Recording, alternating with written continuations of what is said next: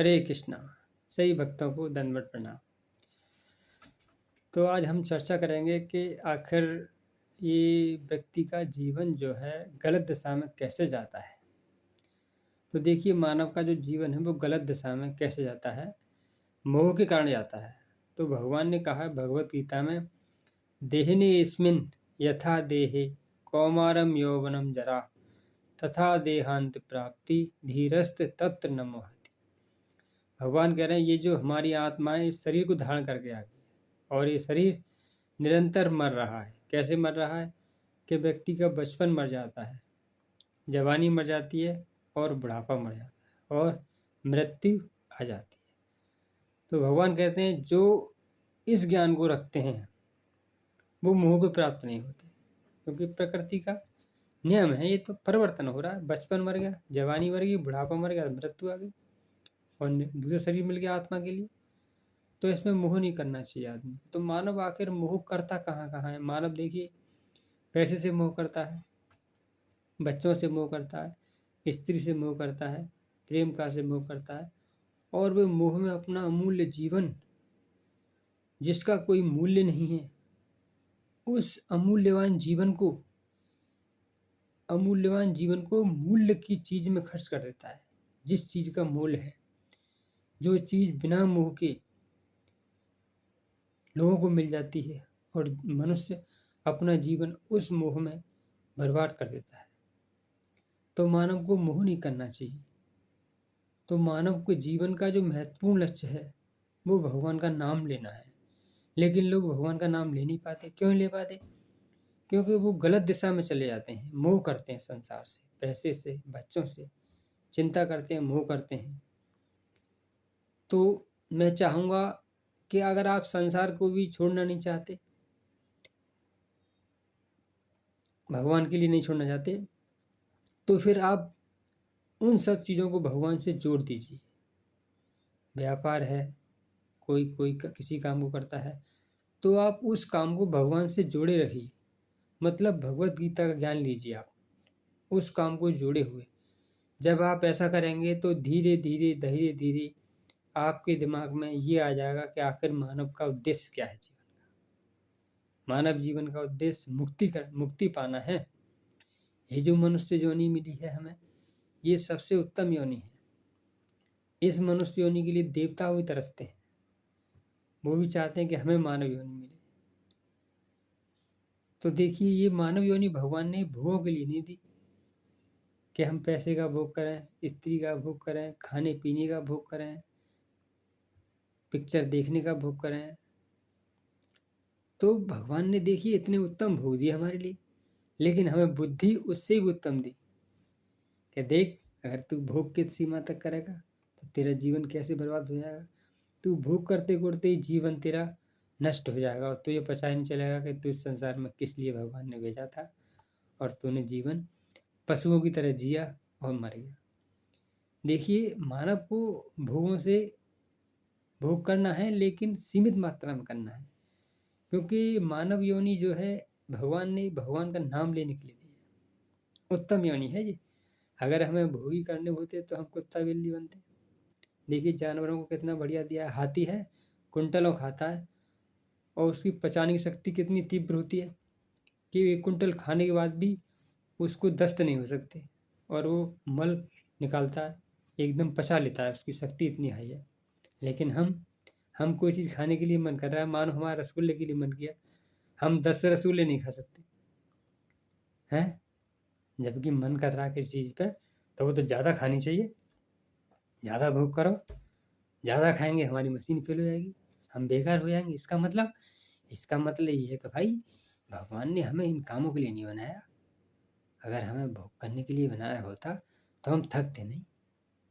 इसका मतलब है कोई लॉजिक। तो लॉजिक यही है कि भगवान कृष्ण ने भगवत गीता में कहा है कि ये दिव्य ज्ञान लीजिए आप।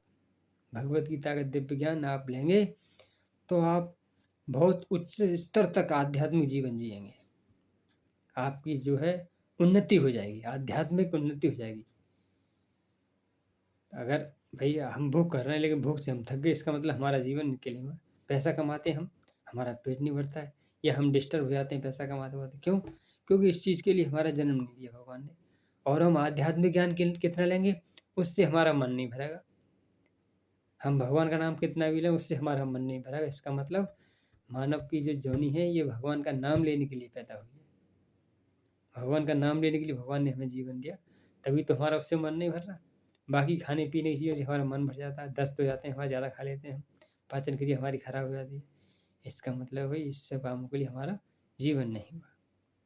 तो मैं सभी भक्तों से रिक्वेस्ट करूँगा कि आप भगवान का नाम लीजिए, भगवत गीता पढ़िए, और भगवत गीता आप इस्कॉन टेम्पल जाइए, वहाँ पे संडे को विधिवत रूप से पढ़ाई जाती है, और वहाँ पे एजुकेशन लीजिए आप। इससे आपका आध्यात्मिक जीवन बढ़ेगा और आप एक मानव योनि में उत्तम जीवन जी पाएंगे। मानव जीवन मिल गया, भगवान की कृपा से हमें मिल गया, लेकिन अब हम उसको पशुओं की तरह जी रहे हैं। खाना पीना सोना और मस्ती करना, मौज करना, कोई नियम नहीं, कोई कायदा नहीं, कोई कानून। इसका मतलब हम पशु हैं। पशुओं के लिए कोई नियम नहीं होता, वो कहीं भी कोई भी भोग कहीं भी कर सकता है, पब्लिक प्लेस में भी कर सकता है। उसके लिए कोई मतलब गवर्नमेंट का रूल्स नहीं है कि साहब आप यहाँ ये काम नहीं करोगे, कोई गवर्नमेंट की पाबंदी नहीं। लेकिन मानव के लिए रूल्स हैं, रूल्स एंड रेगुलेशन है। यहाँ की गवर्नमेंट के रूल्स एंड रेगुलेशन है, एक आध्यात्मिक सरकार है भगवान कृष्ण की, उसके भी नियम है। हमारे ऊपर दोनों नियम लागू होते हैं। क्यों? क्योंकि हमारा जीवन बहुत उत्तम है भाई, उत्तम है। हमारी सेवा, मानव की सेवा देवता लोग कर रहे हैं। कैसे कर रहे हैं? देखिए, पवन देव बह रहे हैं, हवा के लिए ऑक्सीजन दे रही हैं वो।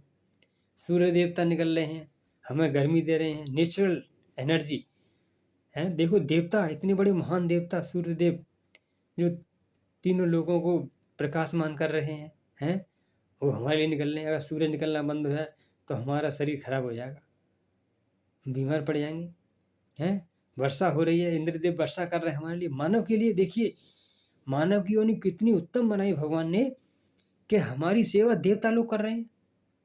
देवता जो कि स्वर्ग में बैठे हुए हैं, कितनी उत्तम योनि है उनकी, लेकिन उन्होंने काम, भगवान ने सेवा दे दी मानव की कि भाई आपको मानव की सेवा करनी है, क्योंकि मनुष्य से उत्तम योनि कोई नहीं है। देखिए, देवता लोग हमारी सेवा में लगे हुए हैं। ऑक्सीजन बह रही है, पानी, जल, जल देवता हमें जल दे रहे हैं, पृथ्वी माता हमें अन्न दे रही है। तो सब क्या है? ये भगवान कृष्ण का मैनेजमेंट है। उन्होंने मैनेजमेंट किया और देवताओं को हमारी सेवा में लगा रखे। गौ माता हमें अमृत के तुल्य दूध दे रही है, हैं। और देखो, गंगा मैया, गंगा माता देवी हैं, वो हमारे लिए बह रही हैं, हमारे पापों को कम करने के लिए। यमुना मैया बह रही हैं, कितनी नदियाँ बह रही हैं, कितने झरने, कितने तालाब, कितने पोखर, ये सब मनुष्य के लिए क्यों सेवा में दी? क्योंकि मनुष्य की योनि सबसे उत्तम योनि है। और इस योनि का सबसे उत्तम जो मेन इम्पोर्टेंट महत्वपूर्ण काम है, वो सिर्फ भगवान का नाम लेना है, कृष्ण का नाम लेना है, भगवान का ज्ञान लेना है, भगवत गीता पढ़नी है। भगवत गीता का जो ज्ञान है आपको अपने दिमाग में सेव करना है, तो इससे आपका जीवन उन्नत हो जाएगा। अगर आपने ऐसा नहीं किया, आप कभी किसी भी गलत दिशा में लगे रहे, पैसे में, व्यापार में, तो आपका जीवन नष्ट हो जाएगा।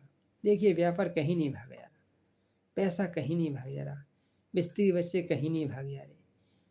तो कितने बुजुर्ग पैदा करके मर गए, दुनिया का सिस्टम चल रहा है तो भगवान ने। लेकिन हम अपने आप के मालिक हैं, हम अपने आप को बदल सकते हैं। लेकिन हम अपने आप को बदलने की बजाय हम संसार को बदलने के लिए लगे रहते हैं कि बच्चा हमारे हिसाब से चले, बीवी हमारे हिसाब से चले, व्यापार हमारे हिसाब से चले, नौकर चाकर हमारे हिसाब से चले।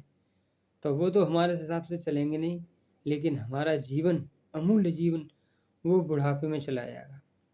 अगर जीवन बुढ़ापे में चला गया तो फिर किसी काम का नहीं है।